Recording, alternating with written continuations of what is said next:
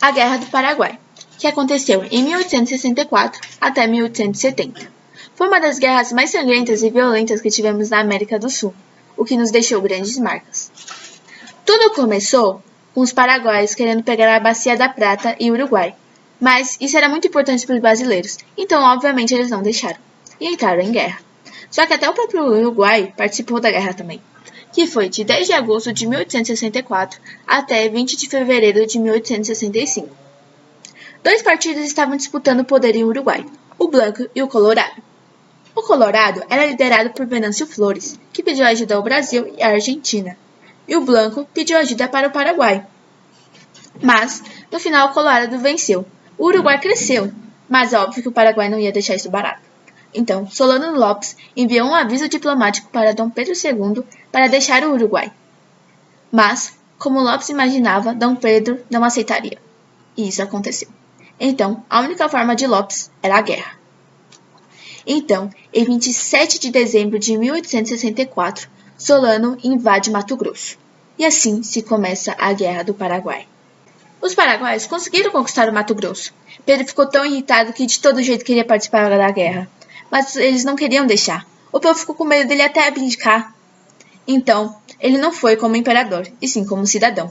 E seguindo o exemplo dele, mais de 155 mil cidadãos se tornaram voluntários para a guerra. Até os escravos participaram, mas foram poucos. Poucos dias depois, Pedro já estava na Argentina, pedindo para Mitro ajudar, e ele aceitou. E para fechar o time, Venâncio veio participar. Assim se criou a Tríplice Aliança em 1 de maio de 1865. Enquanto isso, Paraguai conseguiu invadir o Rio Grande do Sul e conseguiu a conquistar.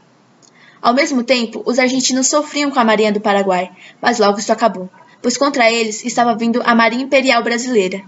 Em 11 de junho de 1865, foi a Batalha do Riachuelo. Foi a guerra entre as marinhas dos paraguaios e brasileiros. E no final do dia, a vitória foi para os brasileiros, que acabaram com a marinha do seu rival.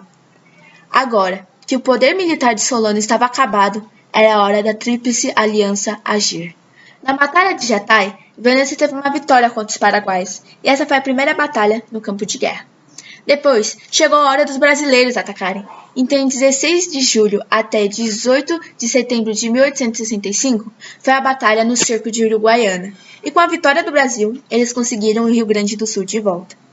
Em abril de 1866, o Paraguai começaria a viver um inferno. Uma avalanche de 50 mil soldados dos aliados estavam em direção ao seu adversário. Em 24 de maio de 1866, começa a batalha mais sangrenta da América do Sul, que foi a Batalha de Tuiuti. E mais uma vez, Paraguai foi derrotado. Lopes perdeu mais de 6 mil homens e 7 mil ficaram feridos. Lopes até tentou fazer um tratado de paz, mas aliados não aceitaram. Mas, para a surpresa de todos, os paraguaios conseguiram uma vitória impressionante na Batalha de Curaipati, em setembro de 1866. Paraguai, com apenas 5 mil homens, venceu a força aliada, que tinha 25 mil aliados. Depois dessa derrota, alguns dos comandantes da força aliada sugeriram para pedir um tratado de paz a Solano, mas de maneira nenhuma Dom Pedro aceitaria.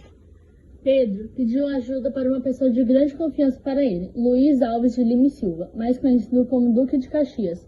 Com a saída de Mitre, em 19 de 11 de 1866, Caxias assumiu o comando da aliança.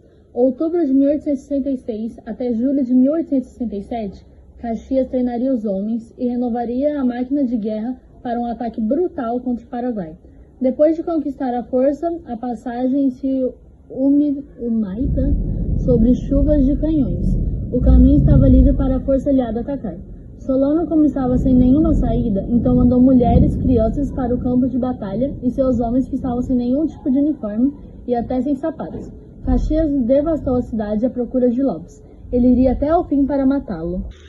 Com isso, Caxias fez sua máquina entrar em ação.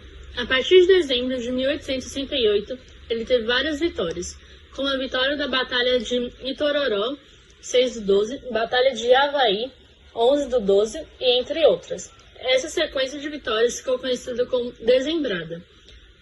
1 de 1 de 1869, o Paraguai era território do Brasil. A guerra não tinha mais jeito para os paraguaios, então a única alternativa de Solano era fugir.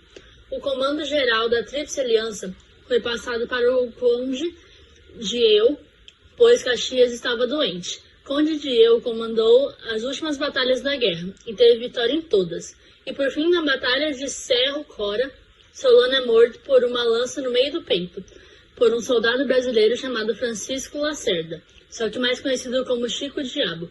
E esse foi o fim da grande batalha do Paraguai.